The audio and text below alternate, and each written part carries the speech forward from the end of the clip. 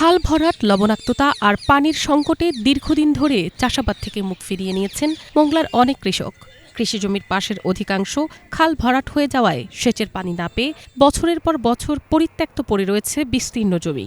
এতে করে অর্থনৈতিকভাবে ক্ষতিগ্রস্ত হচ্ছেন উপকূলের হাজার হাজার কৃষক ও জমির মালিক। তবে দীর্ঘ কয়েক যুগ পর আবারও আশার আলো দেখছেন মোংলার কৃষকরা। কৃষি বিপ্লবের মাধ্যমে কৃষকের ভাগ্য ফেরাতে খাল পুনর্খননের ঘোষণা ছিল বিএনপির ৩১ দফায়। সেই পরিকল্পনার অংশ হিসেবে গত ২৮ ফেব্রুয়ারি মোংলার মাদুরপ্লাটা এলাকায় অস্তিত্ব সংকটে পড়া ৪টি খালের পুনর্খনন কাজ শুরু হয়েছে।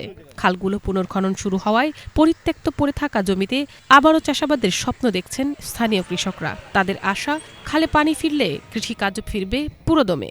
এই খাল কাটা না হলে খালের পানি সরবরাহ নেই, যেহেতু ওই সময় ধান রোয়া যায় না, মাছের চাষ হয় না, ধানের চাষ হয় না, দুইটা বন্ধ।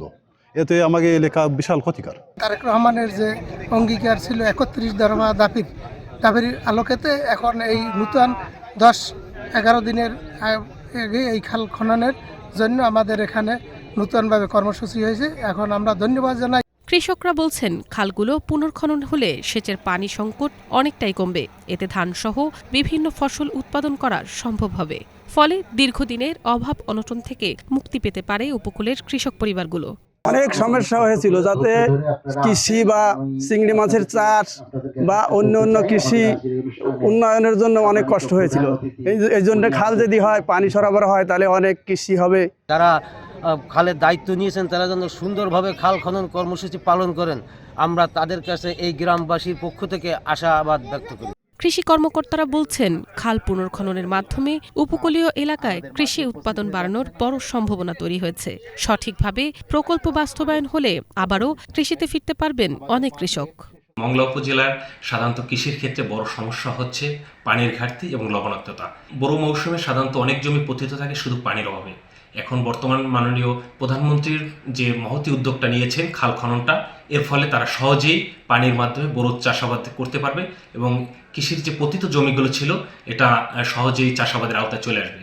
কৃষকের ভাগ্য ফেরাতে বিএনপির ঘোষিত ৩১ দফার পরিকল্পনা অনুযায়ী দেশজুড়ে খাল পুনর্খননের উদ্যোগ নেওয়া হয়েছে বলে জানান বাগেরহাট ৩ আসনের সাংসদ ও পরিবেশ, বন ও জলবায়ু পরিবর্তন বিষয়ক প্রতিমন্ত্রী শেখ ফরিদুল ইসলাম।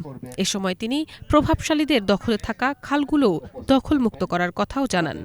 যেহেতু আমি জনপদের মানুষ, আমি জানি এখানকার খাল, নদী, গাছপালা আমাদের প্রাণ প্রকৃতির একটা অংশ এবং আমাদের সভ্যতার একটা অংশ। দীর্ঘদিন আমাদের অবহেলা, অযত্নের কারণে এগুলো আস্তে আস্তে হারিয়ে গেছে।